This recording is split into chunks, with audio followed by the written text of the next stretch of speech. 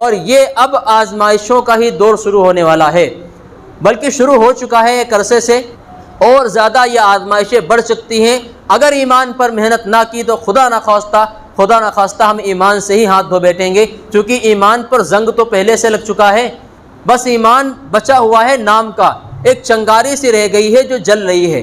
اگر ہم نے اس پر محنت، سورہ نساء میں آیت نمبر 136 اللہ تبارک و تعالیٰ ارشاد فرماتا ہے یا ایھا الذین آمنو، یہاں پر ایمان والوں کو خطاب ہے۔ یہ بات خاص طور پر ذہن میں رکھنا ہے کہ رب کائنات کفار و مشرکین سے یہ بات نہیں کہہ رہا ہے، اللہ تعالیٰ نے کوئی یہود و نصارہ کو مخاطب نہیں کیا ہے، ایمان والوں سے ہی یہ بات ارشاد فرمائی ہے۔ اور ارشاد کیا فرمایا ہے آپ نے شاید اب تک اس پر غور نہ کیا ہو۔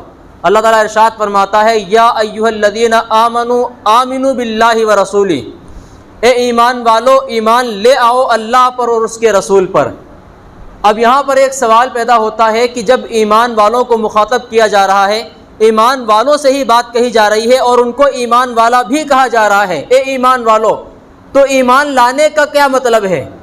جب ایمان والوں کو خطاب ہے اور ایمان والوں سے ہی کہا جا رہا ہے تو ان سے ایمان لانے کا مطالبہ کیوں کیا جا رہا؟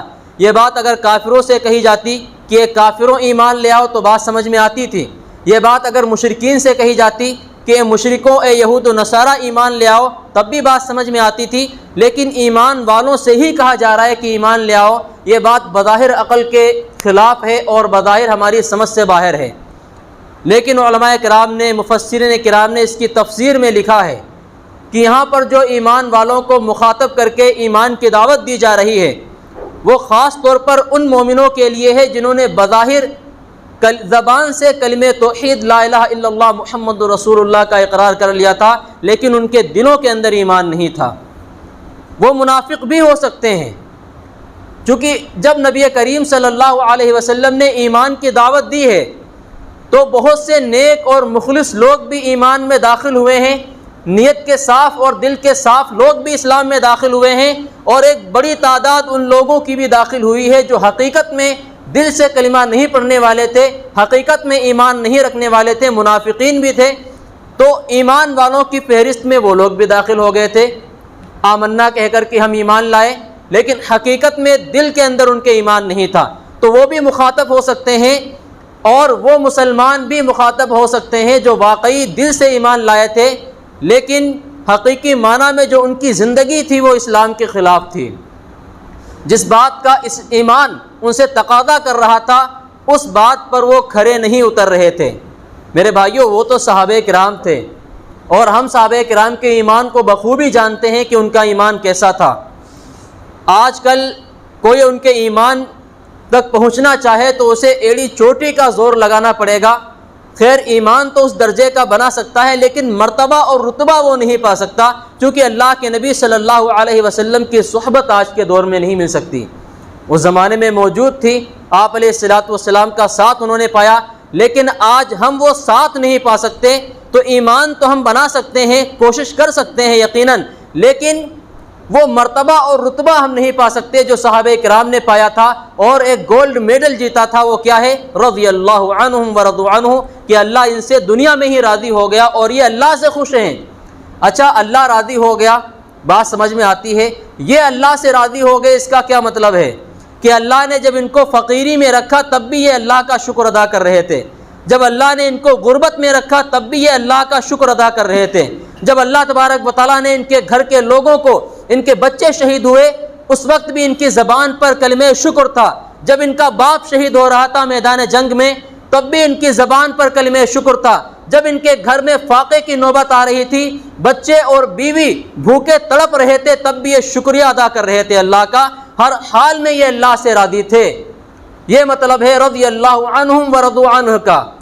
ہماری طرح نہیں کہ ذرا سی مصیبت آئی کہ ہم نے ناشکری کرنی شروع کر دی، ذرا سی پریشانیاں آئیں ہم نے ناشکری کرنی شروع کر دی، ذرا سا اللہ نے امتحان ڈالا، آزمائش میں ڈالا، کوئی بیماری دے دی، اللہ کو ہی برا بھلا کہنے لگ گئے۔ یہ اللہ سے رضامندی کا اظہار نہیں ہے، بلکہ اس کا مطلب یہ ہے کہ ہم اللہ سے، اللہ کی دی ہوئی آزمائشوں پر راضی نہیں ہیں، اس پر اللہ کا شکریہ ادا نہیں کرنا چاہتے ہیں، اور یہ علامت ہوتی ہے ایک ناشکرے بندے کی۔ ناشکرے بندے کو جب خوب اللہ دینے لگے خوب عطا کرنے لگے تو وہ کہتا ہے کہ میرے اللہ نے مجھے بڑا دیا ہے اور اللہ کا لاکھ لاکھ شکر ہے، لیکن جیسے ذرا سا گھاٹا ہو گیا، کاروبار میں کمی آ گئی یا گھر میں فاقے کی نوبت آ گئی یا کوئی بیماری آ گئی، فوراً ناشکرہ بن جاتا ہے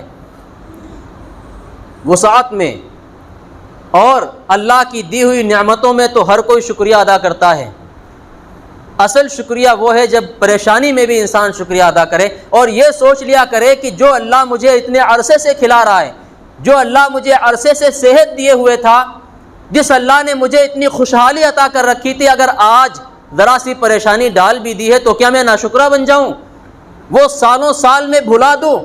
وہ اللہ کی دی ہوئی لاکھوں کروڑوں نعمتوں کا میں انکار کر دوں اور اس ایک پریشانی کی وجہ سے اس کا ناشکرہ بن جاؤں؟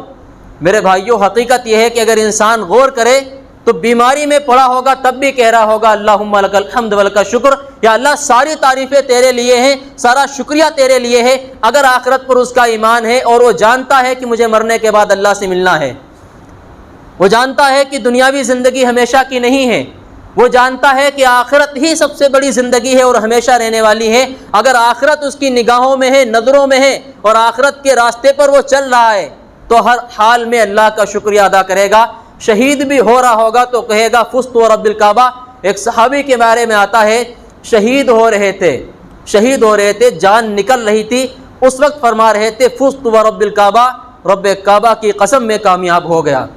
شہادت سے بڑی کامیابی کس کی ہو سکتی ہے؟ ایمان کی حالت میں موت آ جانا، اس سے بڑی کامیابی اور کوئی نہیں ہو سکتی۔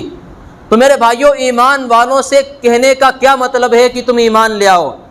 یہ خطاب اصل میں صحابہ کرام کو تھا، جبکہ وہ تو ایسے تھے کہ اللہ ان سے راضی تھا اور وہ اللہ سے ہر حال میں راضی تھے، لیکن آج ہم جب اس آیت کو اپنے اوپر فٹ کرتے ہیں تو ہم پر تو 100% یہ بات صادق آتی ہے۔ جب اتنے بڑے ایمان والوں سے کہا جا رہا ہے کہ ایمان لے آؤ، آج ہمارا ایمان تو ایمان ہی نہیں ہے۔ حقیقت میں دیکھا جائے تو رائی کے دانے کے برابر بھی شاید کسی میں ایمان موجود ہو۔ میں خود اپنی بات کر رہا ہوں، آپ لوگوں کی نہیں، شاید میرے اندر بھی ایمان رائی کے دانے کے برابر موجود ہو، وہ ایمان جس کے بیس پر اللہ تبارک و تعالیٰ جنت اور جہنم کا فیصلہ کرے گا۔ فرمایا من قال لا الہ الا اللہ دخل الجنہ، نبی کریم صلی اللہ علیہ وسلم کا ارشاد ہے، جس نے بھی لا الہ الا اللہ کہا ہوگا جنت کے اندر ضرور داخل ہوگا۔ ہم کتنے کسی کو کافر بنا لیں، ہم کتنے کسی پر کفر کے فتوے لگا لیں، کوئی فرق نہیں پڑتا اگر اس نے واقعی سچے دل سے لا الہ الا اللہ کا اقرار کیا ہے اور کوئی شرک اور کفر نہیں کیا، ایمان کی حالت میں اس کی موت آئی ہے تو اس کو جنت میں جانے سے کوئی بھی نہیں روک سکتا۔ یہ ایمان کا تقاضا ہے۔ لیکن میرے بھائیوں، ایمان کی محنت صحابہ کرام جو کرتے تھے آج وہ ہمارے اندر نہیں ہے۔ تو میں عرض یہ کر رہا تھا کہ رب کائنات نے ہمیں مخاطب کیا ہے، اے ایمان والو ایمان لے آؤ۔ ایمان لانے کا کیا مطلب ہے کہ در حقیقت ہم نے کہہ دیا زبان سے لا الہ الا اللہ محمد الرسول اللہ، لیکن ابھی تک ایمان ہمارے دلوں کے اندر داخل نہیں ہوا ہے جیسا داخل ہونا چاہیے تھا۔ اگر داخل ہو چکا ہوتا تو آج ہم اس طرح سے سوئے ہوئے غفلت میں نہیں رہتے۔ ہمیں ایمان کی قدر نہیں پتہ ہے، ہمیں ایمان کی عظمت کا اندازہ نہیں ہے۔ صحابہ کرام کے واقعات آپ نے سنے ہوں گے اور خوب سنے ہوں گے آپ نے واقعات صحابہ کرام کے۔ ایک نبی اور پیغمبر آتے ہیں، اسی ایمان کی وجہ سے، کلمہ توحید کی وجہ سے، اللہ کی وحدانیت کی وجہ سے، اس دعوت کی بنا پر انبیاء کرام کو بڑا ستایا گیا ہے، ان کو بڑا پریشان کیا گیا ہے۔ حضرت زکریا علیہ السلام کو آرے سے 2 ٹکڑے کر دیے گئے، ان کے اللہ کے نبی صلی اللہ علیہ وسلم پر پتھر پھینکے گئے اسی ایمان کی بنا پر اور کلمہ توحید کی دعوت کی بنا پر۔ تو یہ ساری مصیبتیں، ساری پریشانیاں صحابہ کرام نے بھی اٹھائی ہیں اور انبیاء کرام نے بھی اٹھائی ہیں۔ اور یہ یاد رکھیں کہ آزمائشیں ہم پر بھی آئیں گی۔ اس دنیا میں آپ پر کوئی آزمائش نہیں ڈال رہا، تو ہمیں فکر مند ہو جانا چاہیے کہ ہمارا ایمان کہیں اتنا کمزور تو نہیں ہو گیا کہ اللہ آزمائش کے قابل ہی نہیں سمجھ رہا۔ اس لیے آزمائشوں کے آنے سے بھی ایمان بڑھتا ہے۔ آپ پر جتنا زیادہ آپ لوڈ اٹھائیں گے، آپ کی طاقت میں اتنے زیادہ اضافہ ہوتا چلا جائے گا۔ جتنا زیادہ آپ اپنے آپ کو چلائیں گے، پھرائیں گے، حرکت رکھیں گے، اتنے زیادہ آپ اسٹرانگ بنیں گے، طاقتور بنیں گے۔ یہ دنیا کا دستور ہے۔ تو ایمان کا بھی یہی کچھ حال ہے۔ اگر ہم اپنے ایمان پر محنت کریں آج اور ہم آزمائشوں کا سامنا کریں، تکلیفوں اور مصیبتوں کے سامنے ایک آہنی دیوار بن جائیں، تو ہمارا ایمان بڑھتا رہے گا یہاں تک کہ اپنے کامل درجے کو ایمان پہنچ جائے گا۔